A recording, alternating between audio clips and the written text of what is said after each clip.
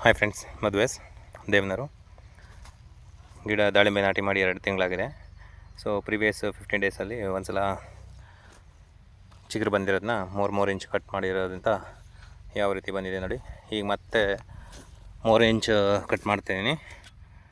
Cut ಮಾಡಿದಾಗ ಮತ್ತೆ stem strong ಆಗುತ್ತೆ, ಗಾಳಿ ಮಳೆಗೆ ಮಲ್ಕೊಳೋದಿಲ್ಲ.